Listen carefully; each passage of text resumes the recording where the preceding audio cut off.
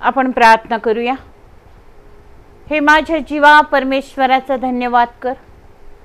हे माझ्या सर्व अंतर्यामा त्याच्या पवित्र नामाचा धन्यवाद कर. त्याचे सर्व उपकार विसरू नको. थोर गौरवी सामर्थ्य पावित्र्ययुक्त देव बापा, आम्ही तुला आभार रूपी यज्ञ देतो. बलाने नाही, पराक्रमाने नाही, तुझ्या आत्म्याने कार्यसिद्धी होऊ दे. तू चांगला आणि चांगलं तेच करतोस.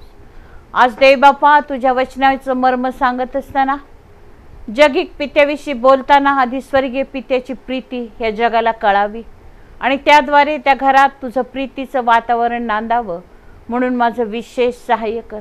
हरवलेले मेंढरं तुझ्या राजवाड्यात आण.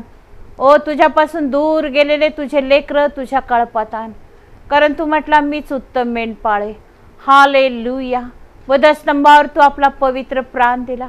अनमोल निर्दोष निष्कलंक रक्त तू सांडलंस माझ्या राजा.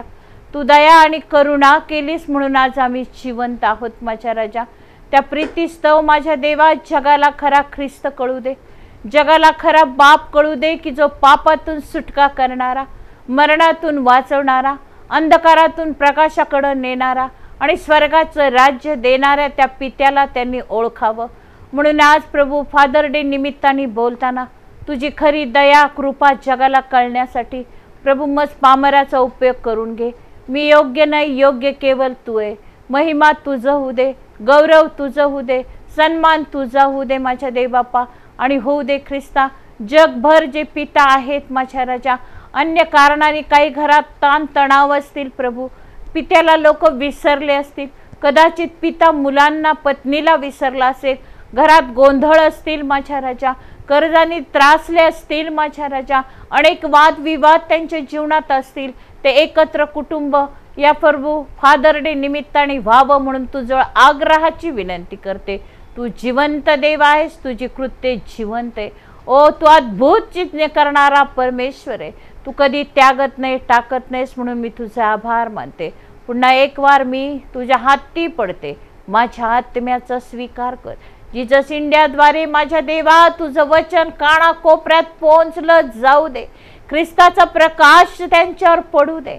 अंधकारातून प्रकाशाकडे, तुझ्या प्रकाशाकडे लोक येऊ दे आणि होऊ दे प्रभू तुझ्या राज्यात त्यांना प्रवेश मिळू दे.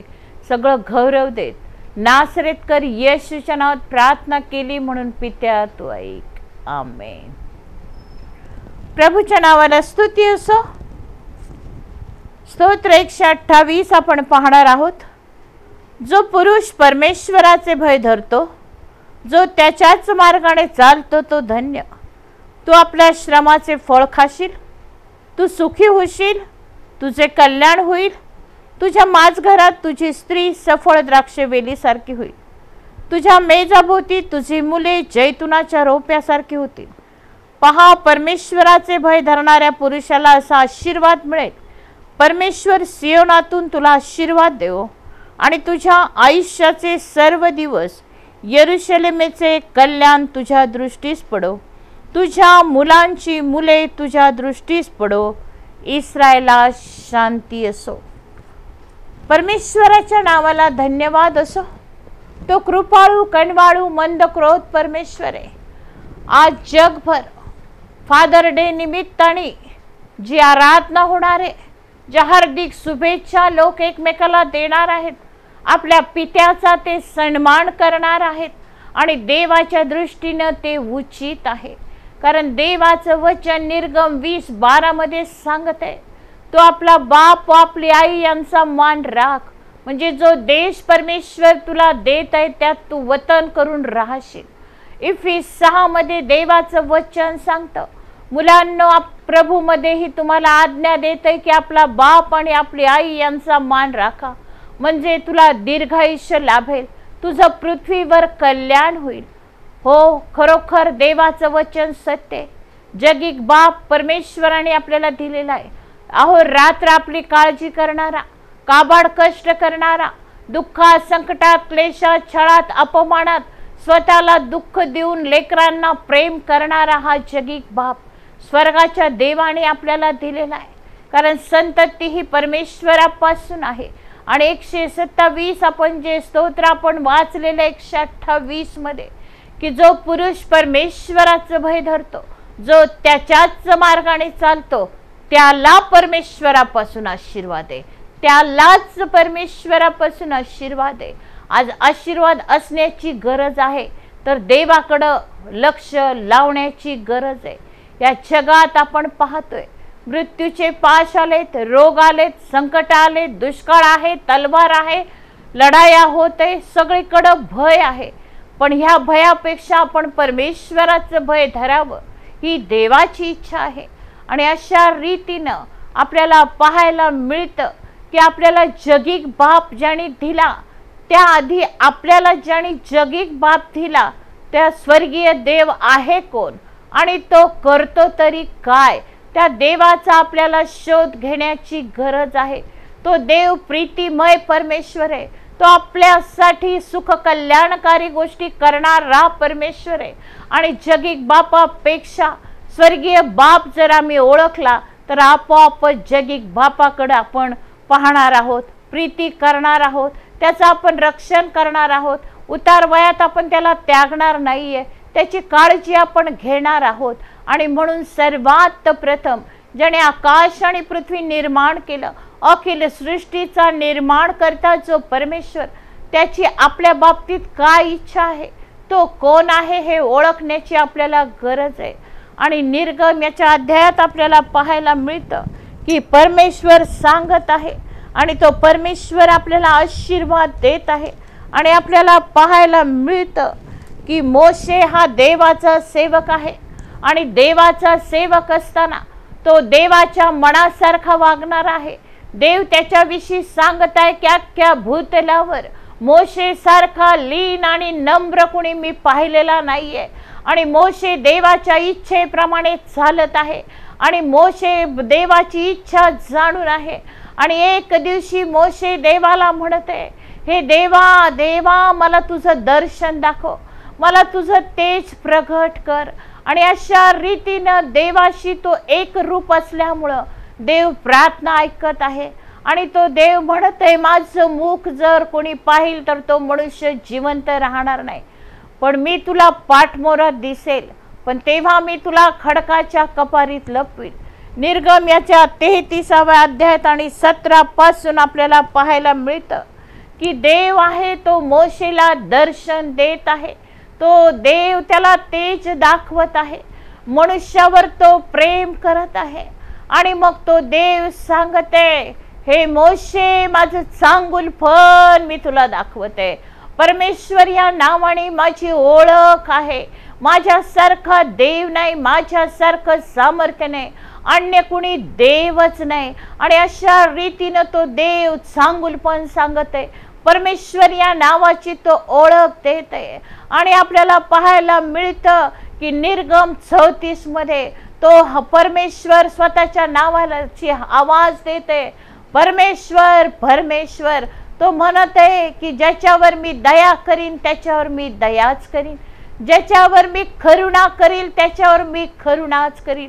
तो नाश करणारा परमेश्वर नाहीये, तो मंदक्रोध, दयेचा, क्षमेचा सागर आहे. तो कृपाळू खनवाळू देव आहे.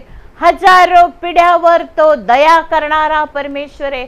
पाप अपराधाची क्षमा करणारा देव आहे आणि तो अन्याय करणारा देव नाही. अशा देवाची आम्हाला ओळख होण्याची गरज आहे. आज आम्ही जगिक पित्याविषयी जरी पाहत आहोत तर स्वर्गीय पिता कोण आहे, ज्याने आम्हाला इतका सुंदर पिता दिलेला आहे. आमचा पिता दयेचा आणि क्षमेचा सागर आहे, भरपूर क्षमा करणारा परमेश्वर आहे. आणि त्याची ओळख त्यांनी मोशेला सांगितली, पण मोशेने देवाकडे हट्ट केलेला आहे. आणि हट्ट करण्याआधी मोशे देवाच्या मनासारखा वागते. देवाचं चांगुलपण त्याने अनुभवलं, देवाचं दर्शन त्याला झालं, देवाचे गुण त्याला कळाले. आणि मग देव म्हणत आहे, जे अपराधी आहेत, जे जाणून बुजून गोष्टी करत आहे, त्यांच्या अपराधाची मुळीच गय न करणारा, तर त्याच्या वाडवडिलाबद्दल त्या पुत्र पौत्रांना 3ऱ्या 4थ्या पिढीपर्यंत शासन करणारा परमेश्वर आहे. जर देवाला आम्ही ओळखू तर हजारो पिढ्या आशीर्वादित होणार आहे. देवा विरुद्ध आम्ही पाप करू तर आमच्या वडिलांची शिक्षा पुत्र पौत्रांना होणार आहे. सावध राहण्याची गरज आहे. प्रीतिमय देवाकडे जाण्याची गरज आहे. आपल्याला पाहायला मिळतं अब्राहम हा जो आहे तो देवाचा निवडलेला सेवक आहे आणि देवाने त्याला निवडलेला आहे आणि देवाने त्याला सांगितलं उर देशातून तू निघ म्हणून सांगितलेलं आहे आणि त्या ठिकाणी तू तुझे प्रियजन नातलग हे घेऊ नकोस, तू आणि तुझी पत्नी घेऊन निघ. आणि या ठिकाणी आपण पाहतो आपण देवाच्या दृष्टीकडं जर पाहिलं तर देवाच्या अद्भुत योजना आहेत आणि त्या ठिकाणी अब्राहमाला 75व्या वर्षी देवानं बोलवलेलं आहे आणि देवानं बोलवल्यानंतर त्याला देव म्हणत आहे की मी तुझी संतती वाळूच्या कणा इतकी करणार आहे. आकाशातील तारे मोजता येतात का एवढी संतती? मी तुझी ढाल होणार आहे, मी तुझं परम पारितोषिक होणार आहे, मी तुला पुत्र संतान देणार आहे. पण ह्या काळात अब्राहम जो आहे आणि त्याला 25 वर्ष आशीर्वाद मिळालेले नाहीयेत. वयाच्या 100व्या वर्षी त्याला इसहाक झालेला आहे. देवाने त्याला पुत्र दिलेला आहे आणि मग अब्राहमाला खूप आनंद झाला की वचनाची पूर्तता करणारा परमेश्वर आहे. अब्राहम आनंदी झालेला आहे. पण तो देव त्याला पुन्हा एक वार दर्शन देते आणि तो सांगतो हे अब्राहमा तुझा मुलगा इसहाक याचं अर्पण मला कर. प्रियांनो 100 वर्ष आशीर्वादाची वाट पाहिलेली, देवाच्या वचनाप्रमाणे चालणारा, आपलं सर्वस्व त्यागलेला आणि पुन्हा एक वार देवबाप त्याच्याशी बोलत आहे आणि देवबाप त्याला मागत आहे तुझा मुलगा मला अर्पण कर. त्या बापाची काय स्थिती झाली असेल, काय त्याचं हृदय खळबळलं असेल, काय करू करू नको करू. पण तो देवावर अधिक प्रेम करणारा होता, देवावर विश्वास ठेवणारा होता. माझं एक मूल जरी मी दिलं तर प्रभू मला देण्यास समर्थ आहे. त्या सर्व समर्थ देवावर त्याचा विश्वास होता. कुठल्याही प्रकारे त्याने हायगय केलेली नाहीये आणि त्या काळात त्याने देवाविषयी निश्चितच इसाकाला सांगितलेलं असेलच आणि तो मोरिया डोंगरावर निघालेला आहे आणि नौकर त्यांनी घेतलेला आहे आणि ज्या ठिकाणी त्याला जायचंय अर्पण घेऊन तो नौकराला खाली ठेवत आहे आणि आपल्याला पाहायला मिळतं की इसाकाच्या पाठीवर त्यांनी लाकडं दिलेली आहेत. स्वतःच्या हातात त्यांनी अग्नी आणि सुरा घेतलेला आहे आणि ते घेऊन ते चाललेलं असताना छोटा इसहाक आपल्या बापाला प्रश्न करत आहे, बाबा बाबा आपण देवाकडे चाललोय, आपण पण अर्पण कुठे, होमार्पण कुठे? इतक्या लहान वयात इसहाक देवाला काहीतरी द्यायचं असतं हे तो आपल्या पित्याकडून शिकलेला होता. इतकी सुंदर शिस्त त्याला आपल्या बापाकडून लाभलेली होती आणि एक चांगल्या पित्याचा तो सुकुमार होता, आज्ञा पाळणारा होता आणि अशा रीतीनं ते चाललेले असताना आपल्याला पाहायला मिळतं की सुंदरसं उत्तर अब्राहम देते. अब्राहमाचं मन तुटलेलं आहे. आपलं प्रिय लेकरू मेल्यावर मला लेकरू होईल का नाही, पण तो देवाची आज्ञा पाळते. त्याच्या हृदयात चलबिचल झालेली आहे. आपल्या पत्नीपासून ही गोष्ट त्यांनी लपवलेली आहे आणि तो कठीण हृदयाने तो डोंगर मोरियात चढत आहे. लहानसा इसहाक जे लाकड आहे ते पाठीवर घेऊन चढत आहे. अब्राहमाच्या हातात सुरा आहे, विस्तव आहे. या सुऱ्याने मी माझ्या बाळाला मारणार आहे, पण तो देवाशी विश्वासू आहे. प्रियांनो, आपण देवाला काय देतो? इतकी आपली तयारी आहे का? देवाचं वचन अनुवाद 6 सांगतं, हे इस्रायला श्रवण कर, तुझा बाप अनन्य परमेश्वर आहे. पूर्ण मनानं, पूर्ण जीवानं, पूर्ण शक्तीनं, पूर्ण बुद्धीनं देवावर प्रेम कर. हे आम्ही करू शकतो का? अब्राहम ते करू शकला आणि त्या इसाकाला त्याने फार सुंदर उत्तर दिलं. तो विचारत आहे, बाबा बाबा मी चाललोय, सगळी तयारी आहे पण आपल्याकडं अर्पण नाहीये. अर्पण देवाला द्यायचंय, त्याशिवाय ही पूर्णता होणार नाहीये. आणि अब्राहमाने शांत रीतीने उत्तर दिलं, देव पाहून देईल. प्रियांनो, आमच्या जीवनात अनेक संकट त्रास असतील, आम्ही देवाला आमच्या जीवनाचं समर्पण करण्याची गरज आहे, देवावर विश्वास ठेवण्याची गरज आहे. कारण संकट काळी आमचं धैर्य खचलं तर तुझी शक्ती अल्प होय असं नीतिसूत्रे सांगत आहे. त्या संकट काळी त्याला भय भीती वाटलं नाही, त्याचा देवावरचा विश्वास कदाचिही ढळला नाही. एकुलता एक पुत्र पाहायला तो माग फिरला नाहीये आणि मग तो विश्वासाने तो डोंगर चढत आहे.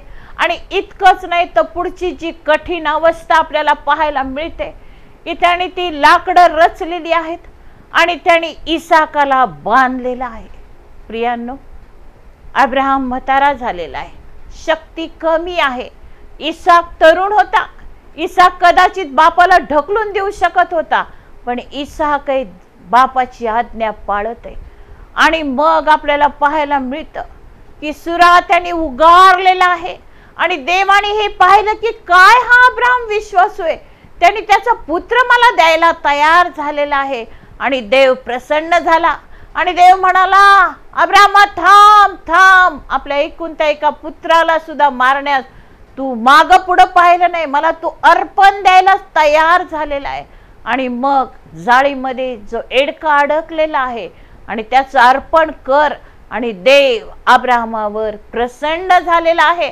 आणि आज आपण धैर्याने म्हणतो, अब्राहमाचा देव, इसाकाचा देव, याकोबाचा देव, त्या आशीर्वाद त्या विश्वासू अब्राहमामुळं आपल्याला मिळालेले आहेत. प्रियांनो, खरोखर किती धन्यवादित हे पिता आहे.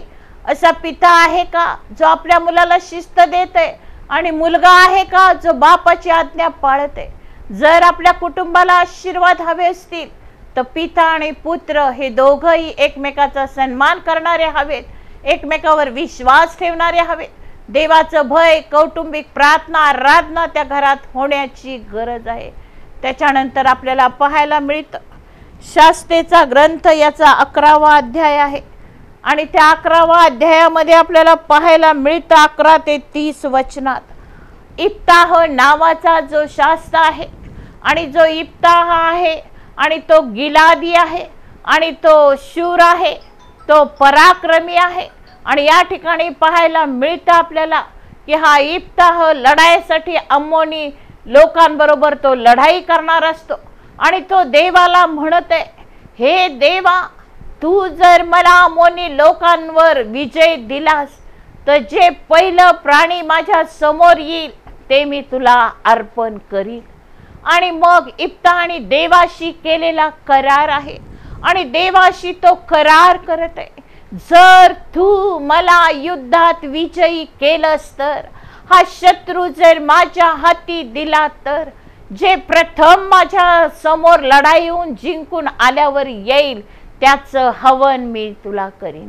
देवाने त्याला अम्मोनी लोकावर विजय दिलेला आहे आणि आनंदाने तो आपल्या घरी येत असताना तो खूप आनंदी आहे.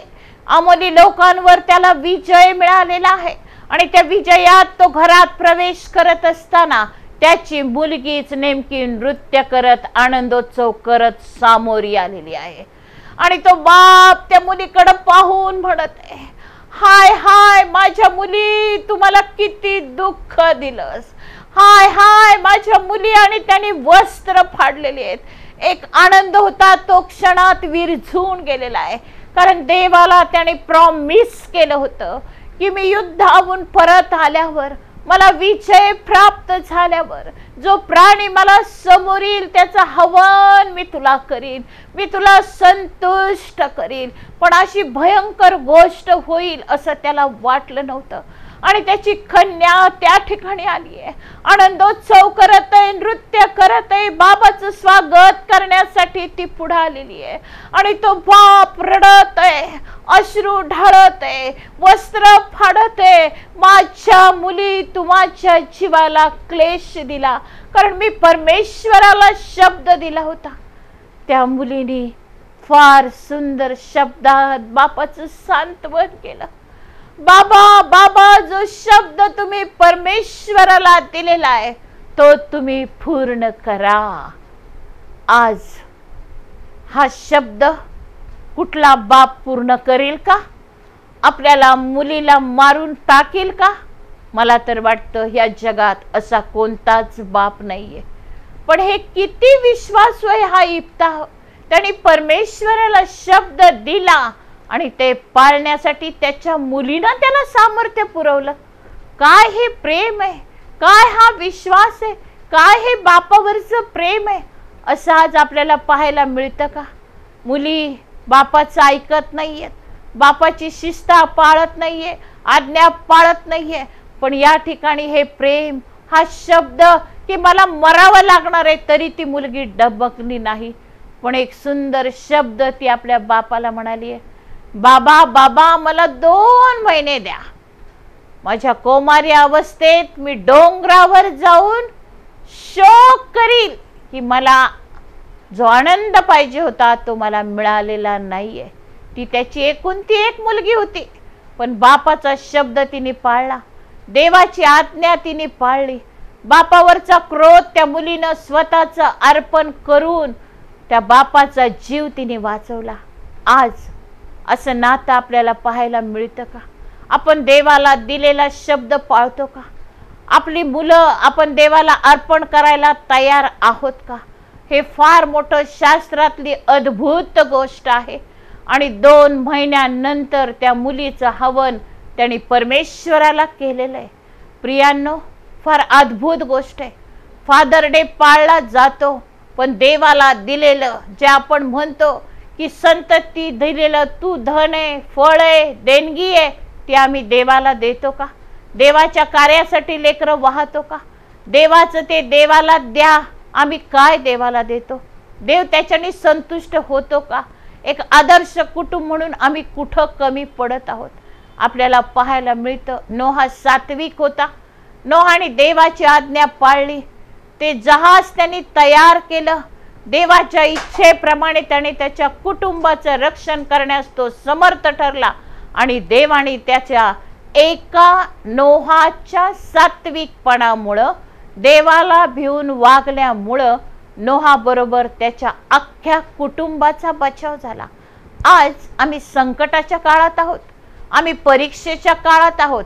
आज आम्ही आमचा स्वतःचा तरी बचाव करू शकतो का? तर आमचं कुटुंब तर दूरच आहे प्रियांनो. 8 जणांचा बचाव झाला. जलप्रलयात सगळं जग बुडालं, पण नोहा आणि त्याचं कुटुंब बुडालं नाही. जर आम्ही नोहासारखे देवाचं भय बाळगू तर ह्या अरिष्टाच्या दिवसात देव त्याचं तारू पाठवून आमचं रक्षण करणार आहे.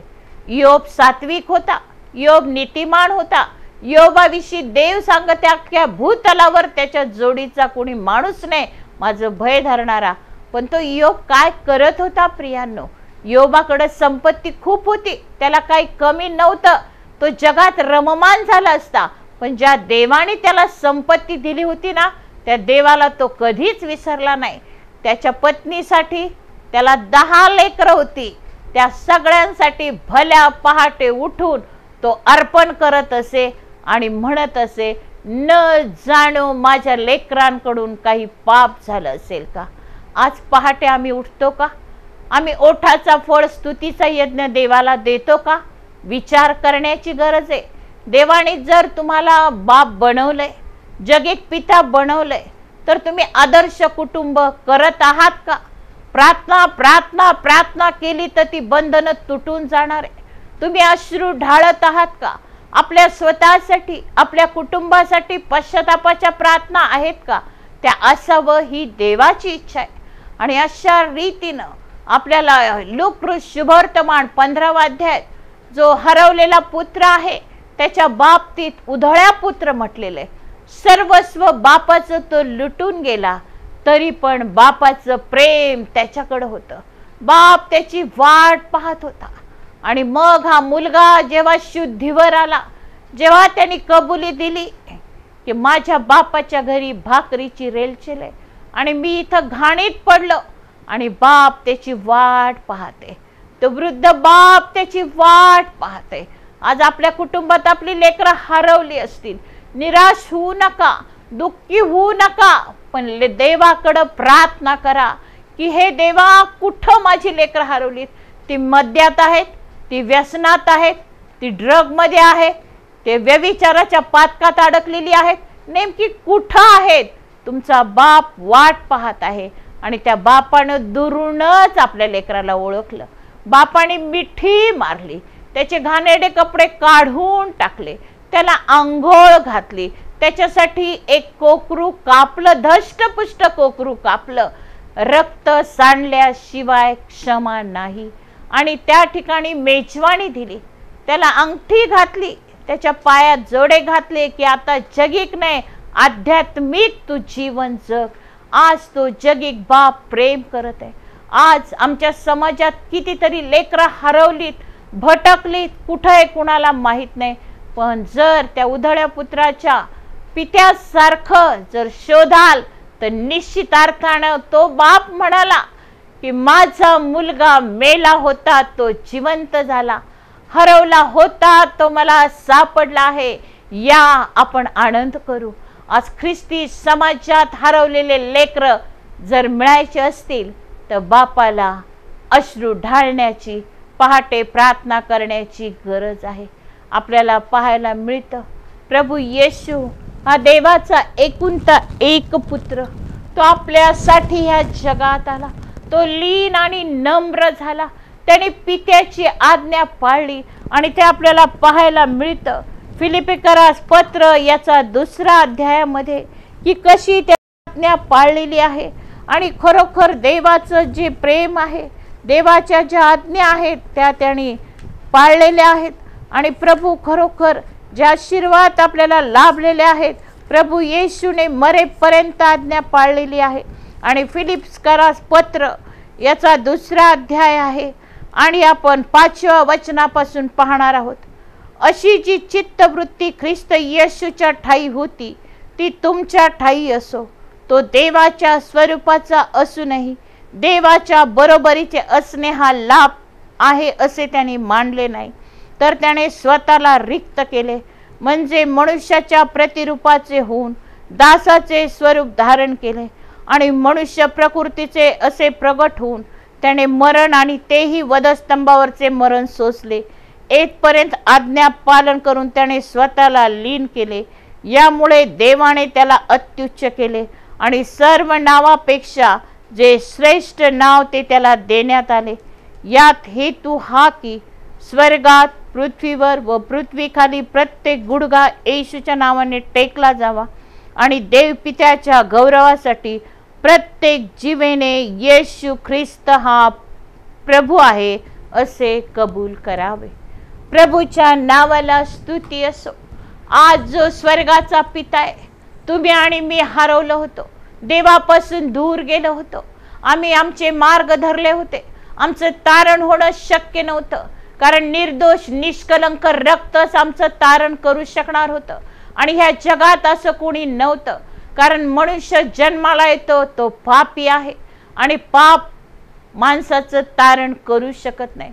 म्हणून देवानं त्याचा एकुलता एक पुत्र दिला.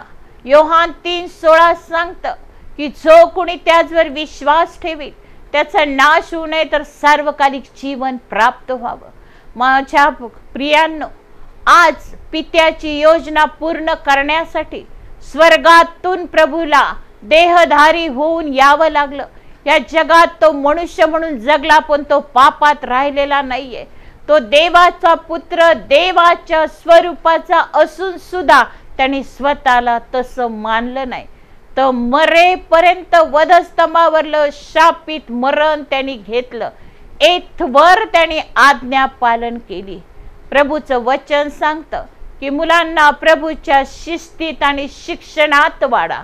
आणि मग आम्ही काय वाढवत आहोत, कशा प्रकारे वाढवत आहोत, आम्ही नेमकं काय घडवत आहोत, त्यामुळे आम्हाला हे दुःख सोसावं लागतं. प्रभू येशूनं दुःख सोसलं, तेही वधस्तंभावरचं. 2 चोरांमध्ये त्याला ठेवण्यात आलं, अपराधी ठरवण्यात आलं, त्याला वेडा म्हटले, भूत लागलं म्हटलं, पाप्याचं मित्र म्हटलं, ते त्यांनी सगळं सहन केलं. यासाठी तुम्हाला आणि मला देवाची मुलं होण्याचा सन्मान मिळावा. राजपुत्र राजकन्या आम्ही असावं, स्वर्गात आमची घरं असावं, म्हणून प्रभू येशूनं आज्ञा पालन केलं. पापाचा शापाचा प्याला त्यांनी स्वतः प्याला, आम्हाला रोगमुक्त शापमुक्त केलं आणि त्याच्या ह्या मरणाच्या द्वारे आम्हाला जीवन मिळालं। तारणाचा मार्ग आमच्यासाठी खुला झाला आणि देवाने त्याला सगळ्यात श्रेष्ठ नाव दिलेलं आहे। पृथ्वीवर आकाशात सगळ्यात एकच नाव आहे, ते म्हणजे प्रभू येशू। त्याच्या नावाने जो कोणी प्रत्येक गुडघा त्याच्या नावाने टेकणारे आणि प्रत्येक मुख कबूल करणारे, प्रभू येशू हाच ख्रिस्त प्रभू आहे। आज तो आमचा बाप आहे, तो आज आमची वाट पाहते। फादर डे निमित्ताने एक चांगला पिता होण्याची गरज आहे, सुंदर पिढी घडवण्याची गरज आहे। प्रभू आमची वाट पाहते, कारण प्रियांनो आज आम्ही शेवटच्या दिवसात आहोत। प्रगटीकरण 16 मध्ये देवाचा क्रोध येणार आहे, संतापाचा दिवस येणार आहे, क्रोधाच्या 7 वाट्या ह्या पृथ्वीवर ओतल्या जाणार आहेत। मनुष्याला घाणेरडे फोड येणार आहे, डोक्यापासून पायापर्यंत मोठाले फोड येणार आहे, त्यावर डॉक्टरी इलाज नाहीये। पाण्याचं रक्त होणार आहे आणि रक्त तर आपण पिऊ शकणार नाहीये। आणि मग पृथ्वीवर भूकंप मानव निर्माण झाल्यापासून भूकंप झाला नाही, एवढा मोठा भूकंप होणार आहे आणि 1 मन वजनाची गार मनुष्याच्या डोक्यावर टाकणारे। आज तारणाचा दिवस आहे। आज जर तुम्ही प्रभूकडे पाहणार आहात तर प्रभू तुम्हाला या परीक्षेतून सोडवायला समर्थ आहे, अंधकारातून प्रकाशाकडे आणायला तो समर्थ आहे। आज प्रभूकडे या, चांगला पिता म्हणून प्रभूकडे प्रार्थना करा। अब्रामासारखं विश्वासूपण घ्या, योबासारखं दुःख संकट सोसण्याचं सामर्थ्य घ्या। आणि खरोखर आपल्याला पाहायला मिळतं संत पाऊल जो आहे आणि तो विवाहित जरी होता तरी त्याला लेकरू नव्हतं, त्याचं आयुष्य त्याने प्रभू मध्ये जगवलेलं आहे आणि ते स्वतः जगवलेलं असताना आपल्याला पाहायला मिळतं तिमोथेचं पहिलं पत्र 4 आणि 5व्या अध्यायामध्ये, आणि जो तिमोथी आहे तो त्याचा मानसपुत्र आहे। त्यांनी स्वतः त्याला जन्म दिला नाही, पण मानसपुत्र म्हणून त्यांनी त्याची फार सुंदर घडवणूक केलेली आहे आणि मग तो फार सुंदर शब्दात तिमोथेला शिकवत आहे। आज ही प्रत्येक आईबापाची जबाबदारी आहे की आम्ही आमचे लेकरं कसे घडवत आहोत, कशा रीतीनं प्रभूमध्ये त्यांना बलवान करण्याची गरज आहे। आज प्रभू आपली वाट पाहत आहे प्रियांनो, आणि जे सुंदर शिक्षण तिमोथी जरी त्याचा जगिक बाप नव्हता पण स्वर्गीय बाप म्हणून त्यांनी त्याला फार सुंदर शिक्षण दिलेलं आहे। आणि आपल्याला पाहायला मिळतंय तिमोथेचं पहिलं पत्र 4था अध्याय, आणि तो त्याला सांगत आहे अनीतीच्या व आयाबायांच्या कहाण्यापासून दूर राहा आणि सुभक्तीविषयी कसरत कर, कारण शारीरिक कसरत थोडक्या बाबतीत उपयोगी आहे, सुभक्ती तर सर्व बाबतीत उपयोगी आहे। तिला आत्ताच्या व पुढच्याही जीवनाचे अभिवचन मिळालेलं आहे। आणि पुढे तो सांगत आहे तिमोथेला 11व्या वचनात, या गोष्टी आज्ञारूपाने सांगून शिकव, कोणी तुझ्या तारुण्याला तुच्छ मानू नये, तर भाषण, वर्तन, प्रीती, विश्वास व शुद्धता याविषयी विश्वास ठेवणाऱ्यांचा कित्ता हो। मी येईपर्यंत वाचन, बोध व शिक्षण याकडे लक्ष दे। आणि अशा रीतीनं तुझ्यावर वडील वर्ग हात ठेवण्याच्या वेळेस संदेशाच्या द्वारे दिलेले असे जे कृपादान तुझ्यामध्ये आहे त्याकडे दुर्लक्ष करू नको। तुझी प्रगती सर्वांस दिसून यावी म्हणून तू ह्या गोष्टीचा अभ्यास कर, यात घडून जा। आपणाकडे व आपल्या शिक्षणाकडे नीट लक्ष ठेव, त्यातच टिकून राहा, कारण असे केल्याने तू स्वतःचे व तुझ्या ऐकणाऱ्याचे तारण साधशील। वडील माणसाला 5वा अध्याय टाकून बोलू नको, तर त्याला बापा समान समजून बोध कर। तरुणास बंधू समान मानून, वडील स्त्रियास माता समान मानून, तरुण स्त्रियास पूर्ण शुद्धतेने बहिणी समान मानून बोध कर। प्रियांनो, आज हा पौल त्याचा बाप नाहीये, पण ह्या जगात फार सुंदर गोष्टी सांगितल्या। बायापासून दूर राहा, देवाच्या शिक्षणाकडे लक्ष दे, संदेशाकडे लक्ष दे, पापात पडू नको, मोहात पडू नको। जे वडील आहेत त्यांना बापा समान, ज्या स्त्रिया आहेत बहिणीसारखं शुद्ध मनानं प्रेम कर। आज आम्ही हे शिकवत आहोत का? आपल्या समाजात किती भयंकर गोष्टी आहेत. परराष्ट्रीयांशी विवाह होत आहेत. जो बाप म्हणत आहे जगी तो विधर्म्याशी लग्न केलं तरी त्या बापाला अभिमान वाटत आहे. किती दुःखाची गोष्ट आहे. परराष्ट्रीयाशी संबंध ठेवू नको, सोयरीक ठेवू नको, नरकाशी भागीदारी करू नको हे देव सांगताना आम्ही नेमकं आमच्या लेकरासाठी काय करत आहोत? आम्हाला इस्टेट हवी आहे, आम्हाला स्वाभिमान पाहिजे, आम्हाला गर्व पाहिजे. आम्हाला गर्व ना अभिमान कशाचा पाहिजे? वधस्तंभाचा पाहिजे, ज्याच्या ठाई सामर्थ्य आहे, जिथं पुनरुत्थित जीवन आहे. आपले लेकरं वाईट मार्गाला चालले, त्यांच्यासाठी आपण अटकाव करत नाही, आपण प्रार्थना करत नाही, आणि मग आपले शाप आपल्या घरात येते. जर आपला स्वतःचा बाप जर ह्या गोष्टीला मान्यता देत असेल तर लेकरांचं तारण कसं होईल? कसं ते लेकरं वाचले जातील? कारण देवाचं वचन सांगतं की तुम्ही पवित्र आत्मा मागा. पवित्र आत्म्याच्या सामर्थ्याने भरण्याची गरज आहे. त्याशिवाय प्रभूकडे आपण एकचित्त ठेवूच शकत नाही. देवाचं वचन सांगतं तुम्ही वाईट असता तुमच्या मुलांना चांगल्या देणग्या देता, तर स्वर्गीय पित्याकडे मागितलं तर तो किती विशेष करून देईल. तुमच्या लेकरांना विशेष मिळावं, ती सुंदर पिढी घडावी, ती तारणाऱ्याची सेना घेऊन जाणारी असावी, ख्रिस्त गाजवणारी असावी. या जगातले जे आशीर्वाद देव देणार देणार देणार, कारण तो देणार आहे. ज्यांनी सर्व दिलं तो देणार नाही का? पण एकच करायचं, परमेश्वराचं भय अहर्निश बाळगायचं. आमचा देव जो आहे त्याचं शिक्षण त्याच्या शिस्तीत, प्रभूच्या शिस्तीत वाढवावं ही देवबापाची इच्छा आहे. देवबाप करो, आणि तो तुम्हाला प्रभूच्या येशूच्या येण्यापर्यंत एक आदर्श कुटुंब घडविण्यासाठी उत्तम पिता म्हणून तयार करो.